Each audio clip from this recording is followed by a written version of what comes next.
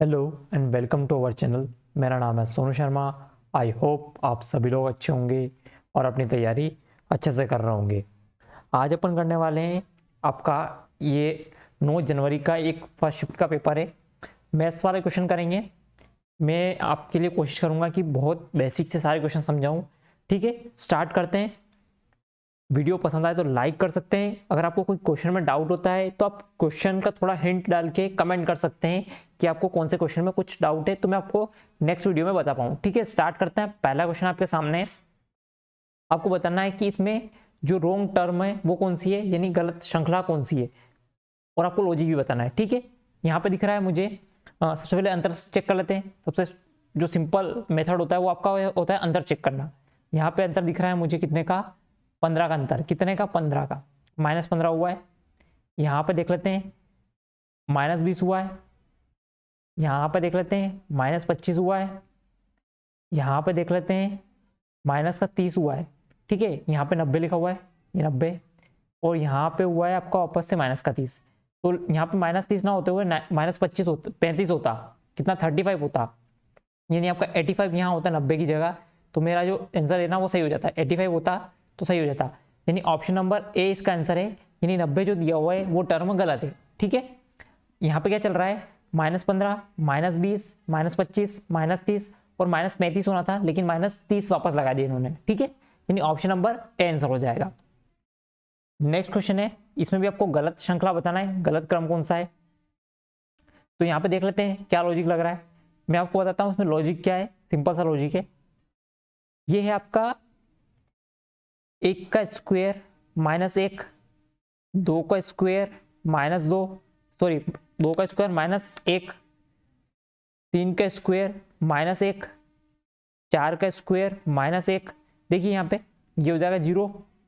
ये आपका 4 में से 1 गया तो 3, ये आपका 9 में से 1 गया तो 8, और 16 में से 1 गया तो 15। अभी तक तो सीरीज सही चल रही है, 0 8 0 3 8 15 तक। ठीक है, नेक्स्ट चेक कर लेते हैं। ये आपका 5 का स्क्वायर -1, यानी आपके यहाँ पे 24 आना था, लेकिन इसने यहाँ पे कितना दे दिया, 27। आगे भी चेक कर लेते हैं। ये आपका 6 का स्क्वायर -1 करूंगा मैं तो ये आपका आ जाएगा 35। ठीक है, यानी ऑप्शन नंबर, तो भी बता देता हूँ कौन सा, लेकिन आपका जो 27 टर्म है वो गलत है। ऑप्शन नंबर सी इसका करेक्ट आंसर हो जाएगा। आई होप ये आपको समझ में आ गया होगा कि क्या चल रहा है। नेक्स्ट क्वेश्चन की तरफ चलेंगे। आपको इसमें बताना है क्या रिलेशन है। तो ये आपको दिख रहा होगा कि नीचे वाला स्क्वायर बन रहा है, तो यहाँ पे भी आपका स्क्वायर बन जाएगा, यानी यहाँ पे क्या जाएगा, 1/81। ऑप्शन नंबर डी आंसर हो जाएगा। आई होप ये भी समझ में आ गया होगा, कुछ भी नहीं करना था इसके अंदर। तो इसको कन्वर्ट करके बताना है। ये आपका दिया हुआ है 1/0.07। यहाँ से दशमलव हटाएंगे, 2 0 ऊपर बढ़ाएंगे, यानी ये आपका बन गया है 100/7। 100/7, 100/7 क्या होता है, यह तो आपका 1427 होता है। ठीक है, परसेंटेज में अगर आपने पढ़ा हो तो 1/7 क्या होता है आपका 14.27, 14/27। ठीक है, यानी 14 आपका 2 9 इसका आंसर हो जाएगा। आप भाग लगा के चेक कर सकते हैं एक बार, और अगर आपको याद है तो बहुत अच्छी बात है। वैसे आपको 1/16 तक याद होना चाहिए कि 1/16 तक क्या बोलते हैं। जैसे 1/2 को आप बोलते हैं 50%, ऐसे आपको याद होना चाहिए। तो आपको ये निकालना ही नहीं पड़ता। अभी 1/3 आपका होता है 33%, 33 से 1/3%। 1/4 होता है आपका 25%। ठीक है, इस टाइप से आपको याद होना चाहिए। 1/5 होता है आपका 20%। 1/6 आपका होता है 16 से ही 2/3%। ये आपको याद होता है ना। तो अभी और 1/7 होता है आपका 14 से ही 2/7। ठीक है, 14 से ही 2/7, यानी 14 से ही 14.29 आपका आंसर आ जाता। आपको ये याद होते तो आपको निकालने की जरूरत नहीं पड़ती, लेकिन अगर आपको नहीं याद है तो आप निकाल लीजिए इस चीज को इस तरीके से। ठीक है, नेक्स्ट क्वेश्चन की तरफ चलेंगे। नेक्स्ट क्वेश्चन आपके सामने देखिए। इस टाइप के क्वेश्चन को सोल्व करने का तरीका होता है कि जिसके ऊपर जितने के ऊपर बार है उतने नीचे 9 आ जाएंगे, और जितने के बार नहीं है, जैसे अगर ये यहाँ पे लिख देता हूँ मैं 6.46 बार, अगर इसके पीछे जैसे कुछ भी और भी संख्या होती है 8, तो उतने 0 आ जाते हैं। ठीक है, लेकिन यहाँ पे कोई संख्या नहीं है इसके बाद, तो 0 नहीं आएंगे। तो यहाँ पे लिख देते हैं पहले 646 लिख देता हूँ। जिसके ऊपर बार नहीं है उसको घटाना है, मतलब 6 के ऊपर बार नहीं था तो इसको 6 को घटाना है। और कितने संख्याओं के ऊपर बार है, तो 2 संख्याओं के ऊपर बार है। ये दिख रहा है आपको, 2 संख्याओं के ऊपर बार है, उतने 9 लिखना है। बस ये आपका सोल्व कर लेना है अब इसको। तो ये आपका आ जाएगा 640/99। ऑप्शन नंबर कौन सा बैठ रहा है आपका, देख लीजिए, ऑप्शन नंबर डी। ठीक है, जैसे मैं अगर बताता हूँ यहाँ पे 646 पॉइंट, वैसे 46 बोलना चाहिए इसको।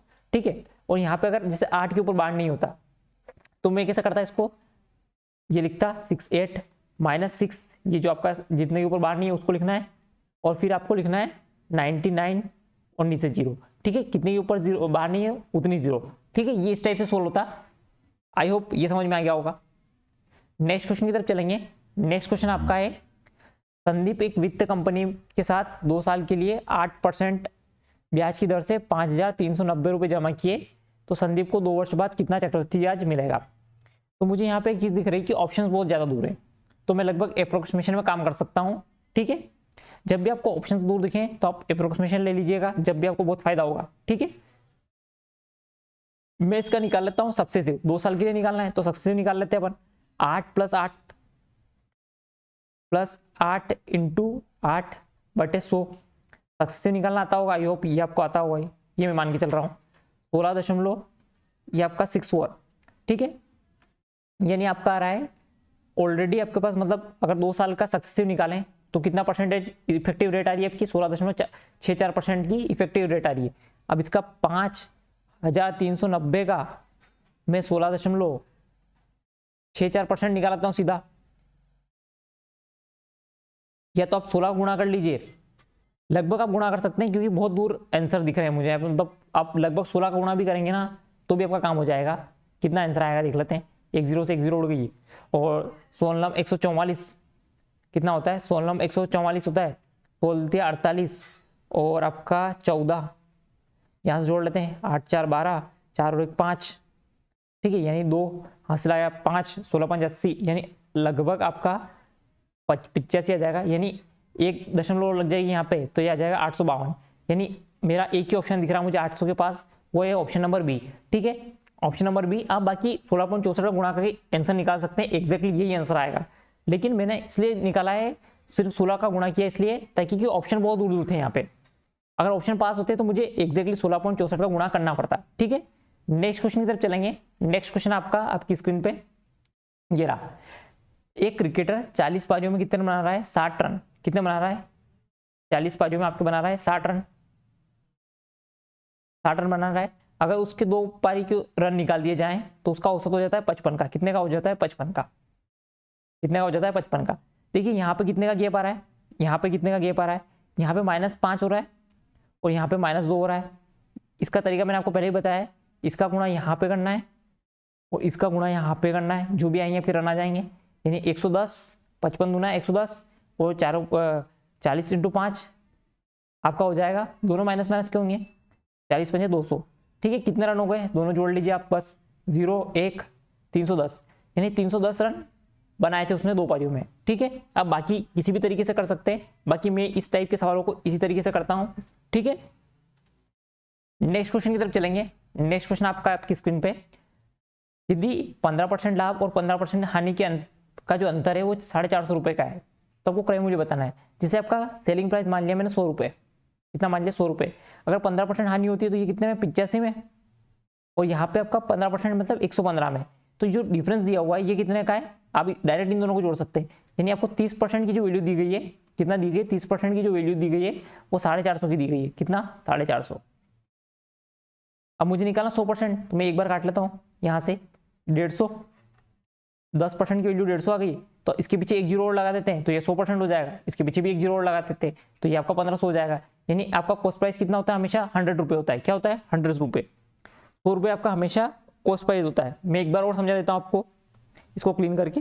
ठीक है, आप इस तरीके इस सवाल को डायरेक्ट कर सकते हैं कि आपका ये 15% है और ये 15%, इन दोनों का जो अंतर है ये कितना है, ये आपका 100, जैसा कि आपका 100 है ना, तो ये 100 से इधर जा रहा है और ये 100 से इधर जा रहा है, अगर कॉस्ट प्राइस से आप देखेंगे। ठीक है, कॉस्ट प्राइस मैंने शायद पिछली बार सेलिंग प्राइस लिख दिया था, लेकिन कॉस्ट प्राइस से देखना है आपको, क्योंकि आपका जो प्रॉफिट और लॉस देखा जाता है वो हमेशा कॉस्ट प्राइस पे देखा जाता है। लेकिन यहाँ पे 85% था, यहाँ पे 115 था, और इन दोनों के बीच का जो गैप है वो कितने का है, 30 का, 30 रुपये का, 30% का गैप है। और ये कितने के बराबर दिया हुआ है आपको, जो एग्जामिनर इसने 450 रुपये के बराबर, कितने, 450 रुपये के।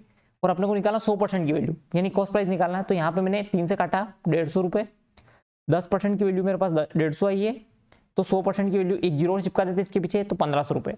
ठीक है, ऑप्शन नंबर बी। मैंने इसको 2 बार बता दिया आपको, इससे ज़्यादा बार मैं आपको नहीं बता सकता। ठीक है, और इससे ज़्यादा बार करना भी नहीं चाहिए, इतना तो आपको सोचना आना चाहिए, क्योंकि आप एग्जाम देने जा रहे हैं, कॉम्पिटिशन एग्जाम दे रहे हैं, कोई छोटी मोटी एग्जाम नहीं दे रहे हैं। ठीक है, आपको बताना है ये फॉर्मूला, तो आपको फॉर्मूला याद होना चाहिए इसका, ए क्यूब माइनस बी क्यूब का। सबसे पहले मैं इतना बता भी रहा हूँ, जिससे मैंने पढ़ा है ना उन्होंने बिल्कुल मुझे सारी चीज़ें बताई है कि आपको बेसिक से नहीं करना होते सारी चीज़ें, फिर भी मैं आपको बता रहा हूँ। ठीक है, A cube minus sorry A cube minus B cube का फॉर्मूला होता है आपका, मैंने उल्टा लिख दिया है, just wait for 1 second, formula लिखना था मुझे। ए माइनस बी का होल क्यूब होता है आपका A cube minus B cube minus 3ab A plus sorry A plus या माइनस क्या आएगा, ए माइनस बी। ठीक है, क्या होता है आपका, ये फॉर्मूला होता है, ये फॉर्मूला होता है आपका। आई होप आपको फॉर्मूला याद होगा। ये चेक कर लेते हैं एक बार, ये फॉर्मूला सही है या गलत है, ये फॉर्मूला सही है या गलत है। ठीक है, तो ये फॉर्मूला आपका सही है। कैसे, आप यहाँ पे गुणा करके चेक कर सकते हैं इसको, ए क्यूब माइनस बी क्यूब, आइए हो जाएगा आपका 3a² बी, और यहाँ पे आ जाएगा प्लस 3ab का स्क्वायर। ठीक है, ये फॉर्मूला आपका एग्जैक्टली सही है। अब बस वैल्यू पुट करना है इसमें, यहाँ पे वैल्यू पुट कर लीजिए आप। यहाँ पे देखते हैं क्या होता है, एक्स क्यूब सॉरी मैं लिख देता हूँ यहाँ पे, इसको बिगाड़ के वापस से, एक्स माइनस 1/x की वैल्यू दे रखी है आपको 9। ठीक है, इतना नहीं करना होता है, ये सीधा होता है 729, मतलब 9 का क्यूब कितना होता है 729 माइनस 3 इंटू 9, ये आपका हो जाता खत्म। और 729 माइनस आपका 27 जो आपका वैल्यू होता है, ये होता है आपके पास 702 का।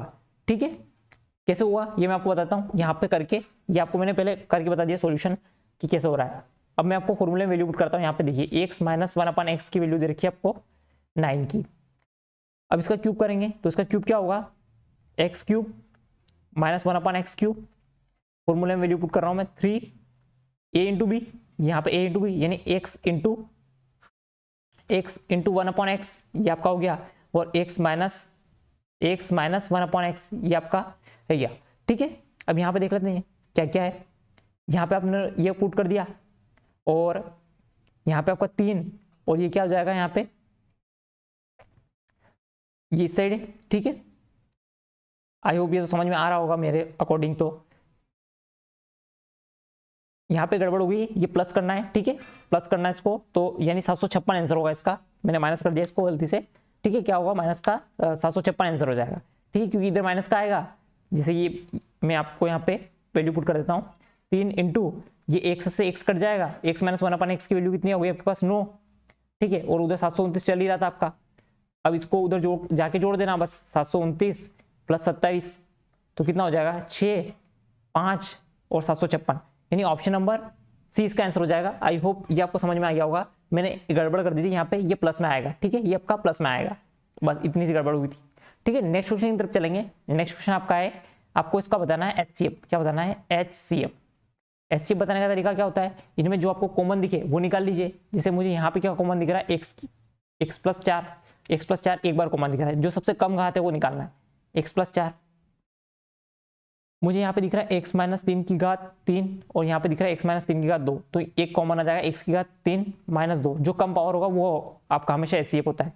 यानी ऑप्शन नंबर ऐसा कहाँ दिख रहा है मुझे, ऑप्शन नंबर ऐसा कहीं दिख रहा है क्या, x प्लस 4 का स्क्वायर, तो यहाँ पे मुझे कहीं भी x प्लस 4 ऐसा कहीं मुझे ऑप्शन में कोई भी ऑप्शन मुझे ऐसा नजर नहीं आ रहा है।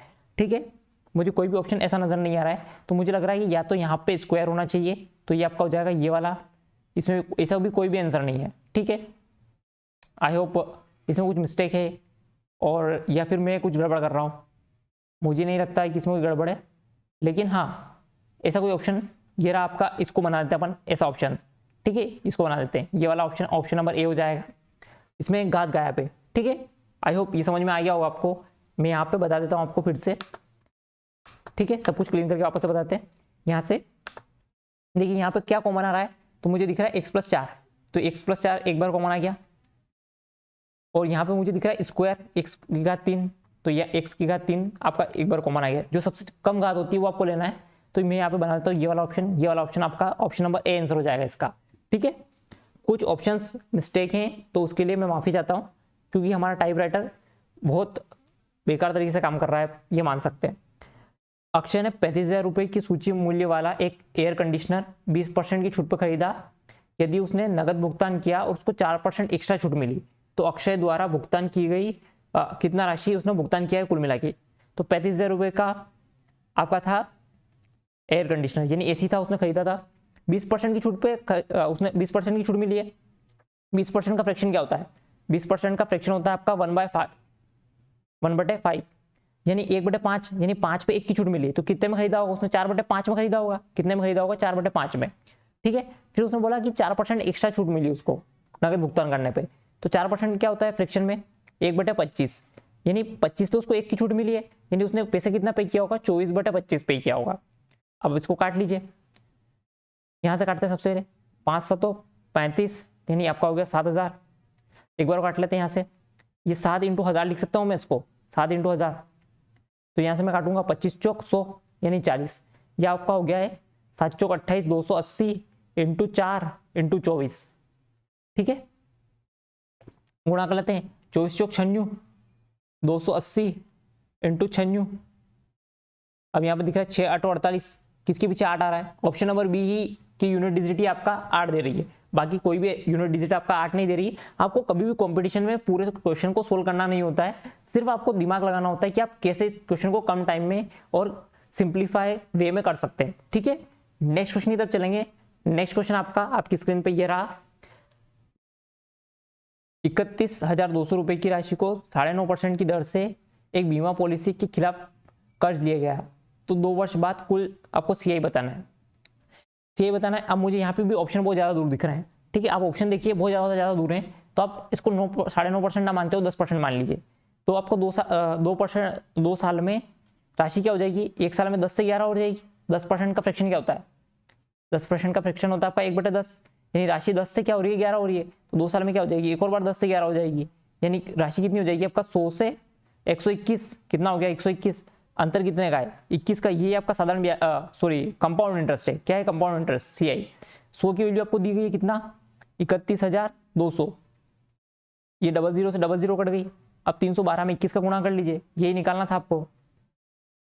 312, 21 दूना 42, हासिल आया 4, 21 से कम 21, 25 हो गया यहाँ पे। और आपका हासिल आ गया 2, 21 63 और 2 65, यानी 6,552 रुपए, यानी लगभग 6,000 के समथिंग। कौन सा आंसर है आपका? ऑप्शन नंबर डी इसका आंसर है। और आप चाहें तो एग्जैक्टली निकाल सकते हैं, चाहे तो। मुझे ऑप्शंस दूर दिखते हैं तो मैं आपको वहां पे कैलकुलेट करने के लिए बोलता हूं कि आप अप्रोक्सीमेशन ले सकते हैं इसे में। ठीक है, कभी भी एग्जामिनर आपसे ये नहीं चाहता है कि आप पूरी मेहनत करें, वो चाहता है कि आपका दिमाग कितना तेज चलता है। ठीक है, नेक्स्ट क्वेश्चन की तरफ चलेंगे। इसका आरोही क्रम में जमाना है, मतलब आपको बढ़ते हुए क्रम में जमाना है। ठीक है, सबसे पहले सबसे छोटा, फिर उससे बड़ा, फिर उससे बड़ा, फिर उससे बड़ा। तो आप या तो इसका भाग लगा के चेक कर लीजिए, या आप एलसीएम लेके चेक कर लीजिए। तो मैं इसको भाग लगा के चेक कर लेता हूँ, बहुत ज़्यादा आसान है, मुझे आसान दिख रहे हैं टर्म्स, इसलिए। अगर मैं 12 में 7 का भाग दूंगा तो मेरे पास क्या आएगा? यहाँ पे आएगा लगभग 12 5 60, 12 6 72, ज़्यादा चला जाएगा, 12 5 60 आ जाएगा। 10 बचे, 12 8 96। ठीक है, नेक्स्ट पे चेक कर लेते हैं। 5/8, एक बार भाग लेंगे 8 7, यहाँ पे 8 5 40, 8 6 48, यानी 0.6 और 8 दूना 16, लगभग 6.2 आएगा। 11/15 को चेक कर लेते भाग लगा के। यहाँ से लगभग 110 मान लेता हूँ मैं इसको, तो 110 में 15 7 105, 15 7 105, और आपका 5 बचा, 15 3 45.73 आ जाएगा। और 13/18 को चेक कर लेते हैं। यहाँ पे ये 110 नहीं है, ठीक है, मैं इसको बिगाड़ देता हूँ, ये 11 और यहाँ पे चेक कर लेते हैं 130 मान के अभी 18.90, 18 108, 18 7 126। ठीक है, आपका 126 आ रहा है 7 बार में। आगे चेक कर लेते हैं 4, यहाँ पे 4 बचा है, तो 18 दूना 36, यानी 7.2। मैं इसको बिगाड़ देता हूँ, तो आपको दिख रहा है कि सबसे बड़ा आपका कौन सा हो जाएगा? ये वाला, यानी पहले नंबर पे कौन आ जाएगा? 7/12। सबसे छोटा आपका 7/12, फिर आ जाएगा 6.2, यानी 5/8। उसके बाद आ जाएगा आपका ये वाला, यानी 13/18, और आपका आ जाएगा फिर 11/15। ठीक है, आप इस टाइप से भाग लगा के चेक कर सकते हैं, फिर एलसीएम लेके चेक कर सकते हैं। मैंने आपको एक तरीका बता दिया है, एक आप खुद से ट्राई कर लीजिएगा। आपको ऐसा कहाँ दिख रहा है? ऑप्शन नंबर सी में दिख रहा है। आई होप ये समझ में आ गया होगा। नेक्स्ट क्वेश्चन की तरफ चलेंगे। नेक्स्ट क्वेश्चन आपका की स्क्रीन पे ये रहा। मैं एक बार चेक कर लेता हूँ सब कुछ सही है क्या, सब कुछ सही चल रहा है, ठीक है। मैं बाकी तो देख लिया मैंने, ठीक है। आप क्वेश्चन पढ़िए, सोल्व करने का तरीका वही है। देखिए यहाँ पे आप इसको सोल्व कीजिए तो सबसे पहले मुझे ये चीज़ दिख रही है ए स्क्वायर माइनस बी स्क्वायर से इसको ज़्यादा सिंपल हो जाएगा सोल्व करना। यानी आप इसको ए स्क्वायर मान लीजिए, इसको बी स्क्वायर मान लीजिए, तो ये आपका सोल्व हो जाएगा ए माइनस बी से और ए प्लस बी से, ठीक है। ए प्लस बी से सोल्व करेंगे, यानी 25 प्लस 24 और 25 माइनस 24 से सोल्व करेंगे तो ज़्यादा सिंपल होगा सोल्व करना। यानी आपका ये हो गया 49, कितना हो जाएगा 49 इंटू 1, ये वाला टर्म यहाँ तक का सोल्व हो गया मेरा, कहाँ तक का, यहाँ तक का, ठीक है। आगे चलते हैं, 6 6 36, यानी ये प्लस में 36 लिख देता हूँ मैं, ये भी सोल्व हो गया, ठीक है। यहाँ तक की टर्म सोल्व हो गई मेरी, ये आपका यहाँ तक की टर्म सोल्व हो गई है, कहाँ तक की, यहाँ तक की। ये आपका प्लस है, अभी यहाँ प्लस लगा दिया मैंने वापस से, ये मेरा हो गया है 500, ठीक है 50, ये आपका हो गया है 250। फिर ये वाला क्वेश्चन सोल्व कर लेते हैं, 25 5 125 और माइनस खुल जाएगा तो आपका 22 दूना 44, ठीक है। अब देख लेते हैं, घटा के सिर्फ घटा नहीं है तो 6 और 9 15 और 4 3 7 85, ये हो गया, ये वाला टर्म आ गया 85। आगे वाला यहाँ से 250, 500 में से 250 गए, 250 में से 125 गए तो आपका बचेगा फिर 25, 125 बचेगा। यहाँ पे मैं लिख देता हूँ, इसको थोड़ा और सोल्व कर देता हूँ, 125 और 125 में से 44 गए तो कितना बच रहा है आपका, यहाँ से देख लेते हैं, 1 और यहाँ पे 4 और 8, 85 प्लस 81 कितना आ रहा है आपके पास, 6 और 16, 166। ऑप्शन नंबर कहाँ है आपका, ए, ठीक है। इस टाइप को तो आपको पूरा लिखने की जरूरत भी नहीं है, आप जितना हो सके बिना पेपर के सोल्व करने की कोशिश करें, मैंने इतना भी लिखा है यहाँ पे समझाने के लिए, ठीक है। नेक्स्ट क्वेश्चन की तरफ चलेंगे। नेक्स्ट क्वेश्चन आपका ये रहा आपकी स्क्रीन पर, इसको मैंने बेसिक से नहीं किया कभी भी, लेकिन मैं आपके लिए इसको बेसिक से सीख के आया हूँ कि इसको बेसिक से कैसे किया जाता है। मैंने इस सवाल को कभी भी बेसिक से नहीं किया था, ठीक है। मैं इसका डायरेक्ट आंसर बता सकता था कि इसको किस टाइप से डील करना चाहिए, लेकिन फिर भी मैं आपको बता रहा हूँ। यहाँ पे सीपी मान लिया आपने और आपको एसपी मानना है। सीपी एक्स है आपका, एसपी वाई है। अगर आपको लाभ हो रहा है यानी प्रॉफिट हो रहा है तो क्या होगा, वाई माइनस एक्स यानी एसपी माइनस सीपी, ये हो गया पहली कंडीशन में। दूसरी कंडीशन में इसने बोला है विक्रय मूल्य को 2 गुना कर दिया जाए, विक्रय मूल्य को 2 गुना कर दिया मैंने, ये वाला आपका सीपी तो वही है, तो आपका लाभ कितना हो जाता है, 3 गुना हो जाता है। क्या हो जाता है, लाभ 3 गुना हो जाता है।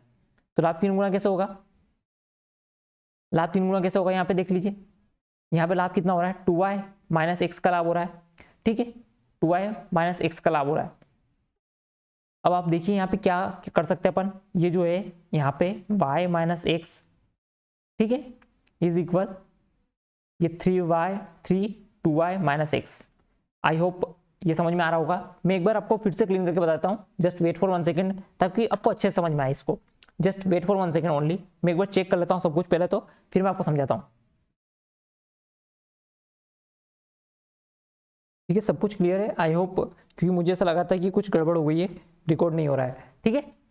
मैं आपको समझा देता हूँ फिर से। मैं आपको बता रहा था सीपी, एसपी और आपका यहाँ पे बताया था मैंने प्रॉफिट। तो यहाँ पे मैंने सीपी माना था एक्स, एसपी माना था वाई, और प्रॉफिट हो रहा था आपको वाई माइनस एक्स का, कितना का, वाई माइनस एक्स का। अगर मैं यहाँ पे आपका सीपी सेम है, लेकिन आपको आपका जो एसपी है यानी विक्रय मूल्य जिसको डबल कर दिया गया है, तो आपका लाभ कितना हो जाएगा, 3 गुना हो जाएगा। तो यहाँ पे लाभ कितना हो रहा है आपका, 2y माइनस एक्स का, ठीक है, ठीक है, याद हो तो आपको। तो यहाँ पे आपको बताया कि ये जो 2y माइनस एक्स है ये आपका किसके बराबर दिया हुआ है, पहले के लाभ का 3 गुना। तो पहले कितने का लाभ हो रहा था, 3y माइनस एक्स का लाभ हो रहा था। अब आप इक्वेशन बना के सोल्व कर लीजिए इसको, इक्वेशन बना के मैं सोल्व कर देता हूँ, 2y माइनस एक्स, तो यहाँ पे हो जाएगा 3y माइनस 3x, x वाला एक साइड कर लीजिए, y वाला एक साइड कर लीजिए। तो यहाँ पे ये हो जाएगा, इस y वाले को उधर भेज देते हैं, इस x वाला को उधर ले आते हैं, तो 2x, और ये आपका हो गया है, यहाँ से घटाएंगे ये आपका इधर आ जाएगा। आई होप सही होगा। तो यहाँ पे आपका आ जाएगा ये y, ठीक है, और x आपका जो y की वैल्यू आ गई वो आपके पास 2x आ गई। अब मुझे बताना है आपको लाभ प्रतिशत क्या था, तो यहाँ पे निकाल लेते हैं। प्रॉफिट क्या है आपका, प्रॉफिट हमेशा निकलता है, ये आपका प्रॉफिट दिया हुआ है y माइनस एक्स, काय पे निकलता है लाभ, परसेंटेज हमेशा सीपी पे निकलता है, क्रय मूल्य पे। क्रय मूल्य कितना है, x, परसेंटेज में कन्वर्ट कर लेते हैं 100। यहाँ पे सॉरी y की वैल्यू मेरे पास दी हुई है 2x, 2x minus x upon x, into 100, तो x/x इंटू 100, ये आपका परसेंट कन्वर्ट हो गया, यानी आपका जो प्रॉफिट हो रहा है वो कितना हो रहा है, 100% का प्रॉफिट हो रहा है। ऑप्शन नंबर 20 का आंसर हो जाएगा। आई होप ये तो मैंने आपको बिल्कुल बेसिक से करके बताया है, इतना तो सोचने की जरूरत भी नहीं थी, लेकिन फिर भी मैंने आपको करके बताया है, ठीक है। मैंने इसको बिल्कुल बेसिक से बताया है। आप वीडियो को पॉज कीजिए, अगर आपको नहीं समझ में आता है तो वापस से रिपीट करके देख लीजिए, बाकी इससे ज़्यादा सिंप्लीफाई इसको नहीं किया जा सकता। नेक्स्ट क्वेश्चन आपका 3690, अगर मैं ऐसे काटूँ तो कितना आ जाएगा, 5 5 या 15 15 माइनस कर लीजिए इसमें से, तो कहाँ दिख रहा है, ये वाला ऑप्शन नंबर डी इसका आंसर हो जाएगा 3675, ठीक है। आप यूनिट डिजिट से सारी चीजें किया कीजिए, आप प्रैक्टिस करेंगे तो आपको समझ में आएगा कि जल्दी कैसे किया जाता है क्वेश्चन को, ठीक है। नेक्स्ट क्वेश्चन की तरफ चलते हैं। नेक्स्ट क्वेश्चन आपका 7 41, आपका यहाँ पे 39 और कितना हो जाएगा आपको 80 हो जाएगा। 80 में से आपका 7 गया तो आपका 73 बचा, 65 माइनस, तो ये आपका माइनस का 8 आ जाएगा, ऑप्शन नंबर सी। इसमें तो कुछ भी नहीं है यार, ऐसे क्वेश्चंस में तो आपको टाइम वेस्ट करना ही नहीं चाहिए। देखा, टिक किया, खत्म। इस टाइप के क्वेश्चन को करवाने का तरीका मैं आपको बताता हूँ, थोड़ा सा मैं अलग तरीके सोचता हूँ, हो सकता है आपको समझ में ना आए, लेकिन मैं कोशिश करूंगा समझाने की। देखिए, एक व्यक्ति अपनी सामान्य गति का 3/5 गति से चलता है और अपने कार्यालय पे 20 मिनट देरी से पहुंचता है, तो कार्यालय पहुंचने का उसको एक्चुअल टाइम क्या है ये बताना है आपको। तो आपको दिया हुआ है स्पीड का रेशो कितना, अगर वो पहले 5 से चलता था एक्चुअल टाइम में, तो लेट चलने के लिए लेट में आप वो 3 की स्पीड से चल रहा है, तो आपका स्पीड जो होता है, आपका स्पीड जो होता है हमेशा रिवर्स प्रोपोर्शनल होता है आपका, यानी टाइम का।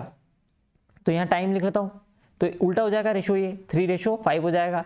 और ये अंतर आपको दिया हुआ है, 2 का अंतर दिया हुआ है यहाँ पे, और एक्चुअल में दे रखा है ये आपका एग्जामिनर ने कितना 20 मिनट का, कितने 20 मिनट का, यानी एक की वैल्यू कितनी आ रही है आपके पास, 10 मिनट आ रही है, 10 मिनट, ठीक है। वो एक्चुअल में अगर 5 की स्पीड से चलता तो वो 30 मिनट में ऑफिस पहुंच जाता, और उसके ऑफिस पहुंचने का एक्चुअल टाइम कितना है, 30 मिनट, ठीक है। कितना टाइम है, 30 मिनट। ऑप्शन नंबर सी इसका आंसर है। हमेशा इस बात को ध्यान रखना है कि आपका स्पीड जो होती है वो इनवर्स प्रोपोर्शनल होती है आपका टाइम का, ठीक है। यहाँ पे आपको 2 का अंतर आ रहा है टाइम में, और एग्जामिनर ने आपको 20 मिनट का अंतर दिया है, तो 2 की वैल्यू 20 है, 1 की वैल्यू 10 हो गई। तो अगर वो बोलता है कि एक्चुअल टाइम पे कितने पहुंच रहा है तो 30 मिनट, और अगर लेट कितनी देर में पहुंच रहा है तो 50 मिनट में पहुंच रहा है वो, ठीक है।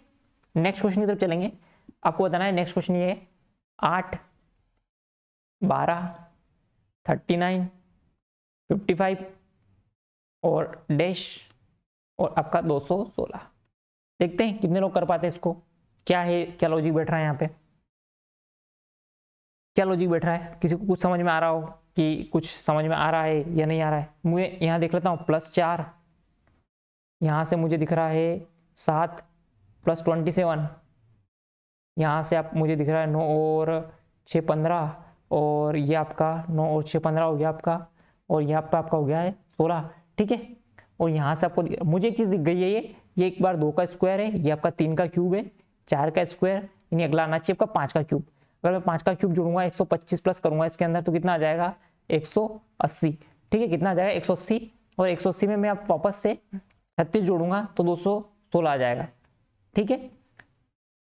यानी ये आपका 6 का स्क्वायर आ जाएगा, यानी 125 में अगर मैं यहाँ पे जोड़ता हूँ तो ये आ जाएगा 180, और 180 मुझे ऑप्शन नंबर बी में दिख रहा है, ठीक है। नेक्स्ट क्वेश्चन की तरफ चलेंगे। एक बार स्क्वायर है, एक बार क्यूब है, एक बार स्क्वायर है, फिर एक बार क्यूब है, ठीक है। नेक्स्ट क्वेश्चन है, कौन सी संख्या जो है 4 से विभाज्य होगी। तो 4 से विभाजित का एक नियम होता है कि आपका जो लास्ट 2 डिजिट तो किसी भी संख्या के, अगर वो 4 से विभाजित है तो आपका संख्या 4 से विभाजित होगी। 61 4 से विभाजित होता है, नहीं होता है, खत्म। 22 होता है, नहीं होता है। 62 होता है, नहीं होता है। 24 होता है, हाँ 4 छंग 24 होता है, लास्ट 2 डिजिट विभाजित है, ऑप्शन नंबर डी है, ठीक है। 20 होता तो भी लास्ट 2 डिजिट 20 होता तो भी आपका 4 से विभाजित होता, ठीक है। ऐसा कुछ इसमें कुछ है नहीं, इसमें बताने लायक भी कुछ नहीं था। नेक्स्ट क्वेश्चन है, यदि 8 क्रमागत विषम संख्याओं का योग 440 दिया हुआ है तो एवरेज कितना आएगा। 640 आपका योग दिया हुआ है, मैं एवरेज निकाल लेता हूँ। यहाँ से एवरेज आ रहा है मेरे पास 8 × 64 80 का, ठीक है।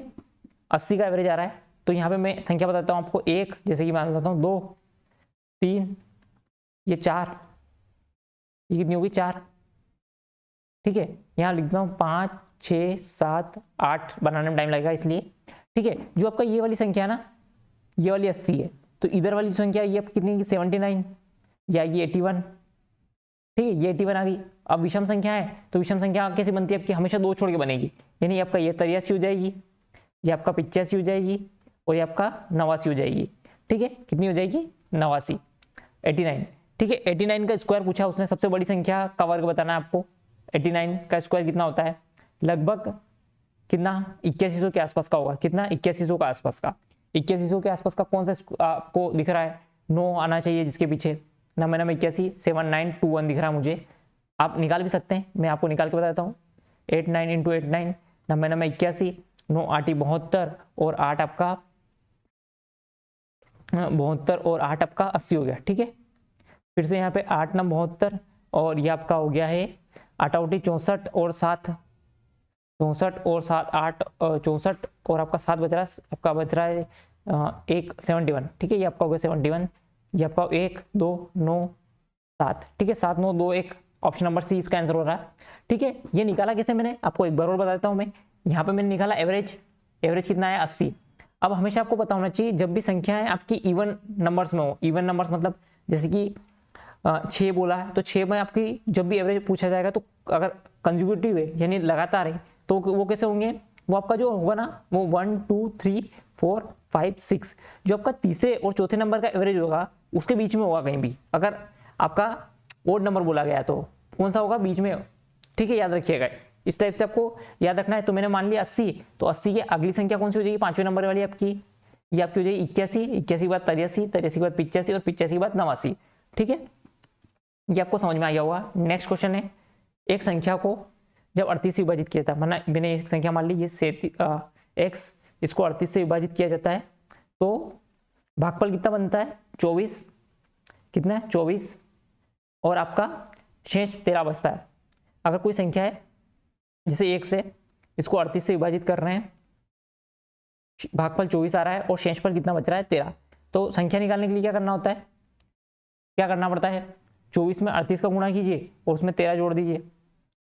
आप यहाँ यूनिट डिजिट से कर सकते हैं, 8 चौक 32 और 3 आपका 32 और 3 कितना आता है 4 8 32 और 3 आपका हो रहा है 35, लेकिन यहाँ पे 975 भी और तो गुणा करना ही पड़ेगा। ठीक है, अब कर लेते हैं गुणा, 38 इंटू 24 कितना आ रहा है 4 8 32 और 4 3 12 और 3 15 और 8 दूना 16 8 और 3 दूना 6 और 1 7। ठीक है, यानी कितना आ रहा है मेरे पास 2 और 6 5 11 7 1 8 9। ठीक है, आप यहाँ पे 13 और जोड़ना है यानी आपका हो जाएगा 925। ठीक है, ऑप्शन नंबर बी आंसर हो जाएगा, कुछ भी नहीं करना है, यहाँ से यहाँ गुणा करना है और इसको जोड़ना है, यानी 38 इंटू 24 प्लस 13। ठीक है, इसको इस तरीके से सोल्व किया जा सकता था, सिंप्लीफाई, सबसे सिंपल क्वेश्चन करवा रहा हूँ मैं आपको। एक कार 2 घंटे में 80 किलोमीटर की यात्रा तय करती है, तो मैं निकाल लेता हूँ 1 घंटे में कितना करेगी, स्पीड कितनी है उसकी, तो कितनी करेगी तो 40 करेगी, कितना 40।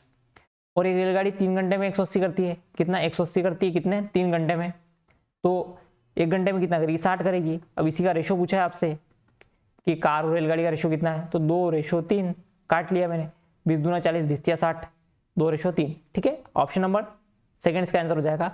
नेक्स्ट क्वेश्चन आपका, इसमें थोड़ा सा मैं आपको सुधार करवा देता हूँ क्वेश्चन में।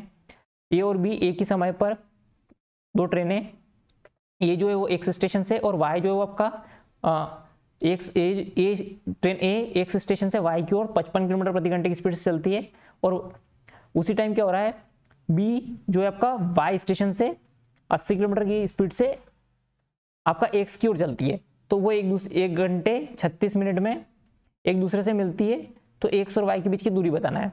ठीक है, मैं आपको चित्र बना के बताता हूँ, जैसे कि ये आपका ट्रेन ए है, यहाँ पे ट्रेन ए है, ये आपका ट्रेन ए, ये आपकी ट्रेन बी है, यहाँ से ये आपका एक्स है स्टेशन, ये आपका वाई है, दोनों एक ही टाइम पर एक दूसरे की ओर चल रही है, यहाँ से चलना स्टार्ट करती है ए, ये आपका बी भी चलना स्टार्ट करती है, और 1 घंटे 36 मिनट, 1 घंटे 36 मिनट को मैं हॉर्स में कन्वर्ट कर लेता हूँ, भारतीय 36 12 5 60, यानी ये आपका हो गया 8/5 घंटे। ठीक है, 8/5 ओवर।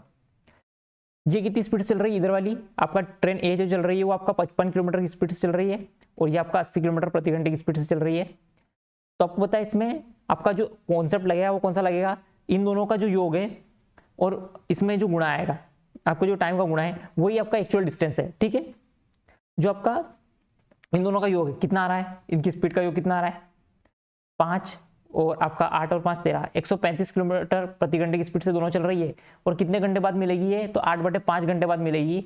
तो यही आपकी डिस्टेंस आ जाएगी। काट लेते हैं इसको, 5 दूना 10 और 5 7 35, 47 × 8 कितना हो रहा है आपका, जिसके पीछे 6 आ रहा है, यानी ऑप्शन नंबर बी 16। एक बार कर लेते हैं, 8 7 56 और 8 दूना 16 और 5 21, 216 किलोमीटर। ठीक है, रिलेटिव स्पीड वाला कॉन्सेप्ट लगेगा इसके अंदर, रिलेटिव स्पीड वाला कॉन्सेप्ट लगेगा। रिलेटिव स्पीड में होता क्या है, यदि कोई भी चीजें दो एक दूसरे की ओर चलती है तो उनकी स्पीड जुड़ जाती है और कितने टाइम में वो मिलने वाली है तो उसका गुणा कर देते हैं बस। ठीक है, नेक्स्ट क्वेश्चन की तरफ चलेंगे। नेक्स्ट क्वेश्चन आपका ये रहा। आई होप सब कुछ क्लियर ही चल रहा होगा, कोई दिक्कत नहीं होगी। ठीक है, नेक्स्ट क्वेश्चन आपका रहा, वह छोटी से छोटी संख्या के अंकों का योग ज्ञात करें जो 15, 18, 24 से विभाजित करने पर प्रत्येक दिशा में शेषफल 8 बचाता हो और 13 से विभाजित हो। ठीक है, सबसे पहले तो आपका किसका एलसीएम लेना है, एलसीएम लेना है किनका, 15, 18 और 24 का क्या लेना है एलसीएम, और इंटू के प्लस आपका 8, प्रत्येक दिशा में 8 बचना चाहिए। तो एलसीएम लेते हैं, 24 में क्या क्या है 3 इंटू 3, तीनों 3 8 या 24 होता है ना, तो यानी 3 इंटू 8 है, 3 इंटू 8, 8 को क्या लिख सकते हैं 2 इंटू 2 इंटू 2। ठीक है, 9 दूना 18 होता है, तो यहाँ पे 3 तो है एक, लेकिन एक और 3 नहीं है 9 बनाने के लिए, तो यहाँ पे 3 हो गया। अब 3 और 5 जो 15 होता है, तो 15 के लिए 5 नहीं है, यहाँ पे मैंने गुणा कर लिया। मैंने एलसीएम लेने का आपको तरीका बता दिया, सबसे सिंप्लीफाई तरीका यही होता है। ठीक है, अब इस सबको गुणा कर लेते हैं, क्या आ रहा है आपका यहाँ पे बन रहा है 5 तिया 15 तिया 5 तिया 15, 15 तिया 45, 45 दूना 90, 90 दूना 180 और 180 दूना 360, यानी 360 के प्लस 8, ये आपका वो संख्या है जो पहली शर्त पूरी करती है। ठीक है, अब आपको बताना है ये 13 से विभाजित भी हो, तो मैं 13 से विभाजित करके देख लेता हूँ। 13 से विभाजित कब होगी, यहाँ पे लगा के देखते हैं भाग, क्या बचेगा 13 दूना 26, कितना बच रहा है 13 दूना 26, मुझे वो बचा हुआ चाहिए सिर्फ 26, 10 बचे 13 छंग 78, 13 छंग 78, 13 तो 91, यानी कितने बचे, अगर 100 थे 100 में से 91 गए तो 9 बचे, यानी बचा है मेरे पास 9 के प्लस 8, 9 के प्लस 8। अब आपको यहाँ पे 13, ऐसी संख्या के की जगह ऐसी वैल्यू पुट करना है जो आपको 13 से पूर्णतः विभाजित करने पे, मतलब जो भी संख्या है वो 13 से पूर्णतः विभाजित हो। तो मैं अगर 1 पुट करूंगा यहाँ पे, के की जगह क्या रखूं, के की जगह मैं शुरू में रख देता हूँ 1, तो क्या आएगा मेरे पास यहाँ पे 9 प्लस 8 17, 17/13, तो ये तो आपका कटेगा ही नहीं। ठीक है, तो पहला तो गलत हो गया। अब के की जगह मैं 2 रख के देख लेता हूँ, के की जगह मैं रख रहा हूँ 2, तो यहाँ पे 9 दूना 18 और 8 देख लेते हैं 26, 26 आपका 13 से कटता है, 13 दूना 26। ठीक है, तो यानी आपका के का कौन सा वैल्यू सेटिस्फाई कर रहा है 2, के की कौन सी वैल्यू सेटिस्फाई कर रही है तो 2। अब मैं यहाँ पे वैल्यू पुट कर दीजिए बस। अब आप यहाँ पे मैं यहाँ पे वैल्यू पुट कर रहा हूँ 360 इंटू 2 प्लस 8 बटे 13, तो कटेगी इसी 13 से। तो आपको इसी का योग पूछा है, 36 दूना 72 यानी 720 प्लस 8 यानी 728, 728 संख्याओं का योग पूछा उसने, 8 और 2 10 और 7 17, ऑप्शन नंबर ए इसका आंसर हो जाएगा। आई होप ये भी समझ में आ गया होगा आपको। नेक्स्ट क्वेश्चन है, नेक्स्ट क्वेश्चन और शायद ये आखिरी क्वेश्चन है, इसके बाद कोई क्वेश्चन ना हो, आई होप लास्ट क्वेश्चन है ये। दादर है, नगर है और आपका हवेली है, 3 लोग हैं, किसी काम को 37 दिन, 111 दिन और 333 दिन में कर लेते हैं। एलसीएम ले लेते हैं इसका एलसीएम आएगा आपका पास 333, सबसे बड़ी संख्या इसका एलसीएम है।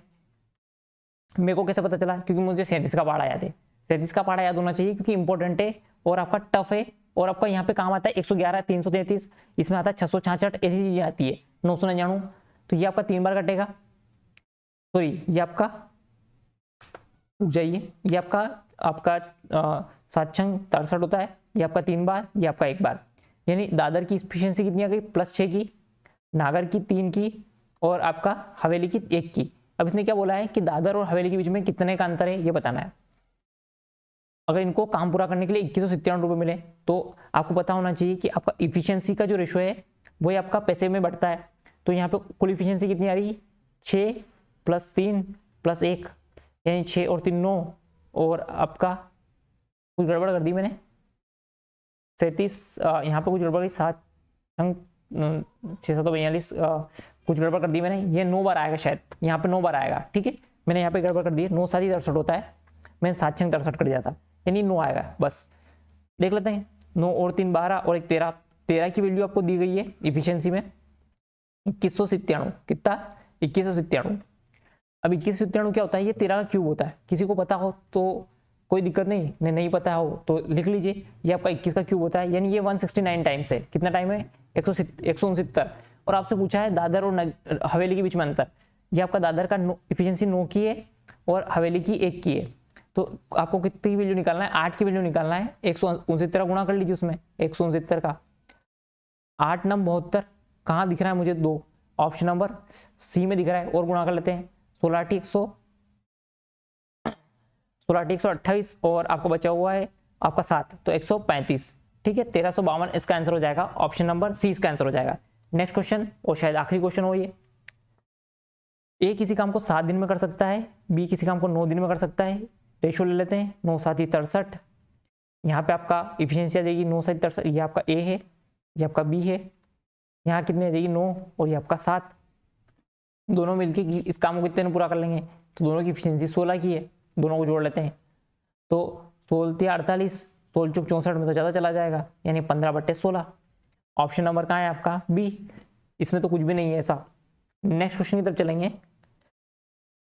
ये शायद आखिरी क्वेश्चन हो और लास्ट क्वेश्चन है ये भी। इसके अलावा चेक कर लेंगे और कोई क्वेश्चन छूटा तो नहीं है। वैसे नहीं छूटा है।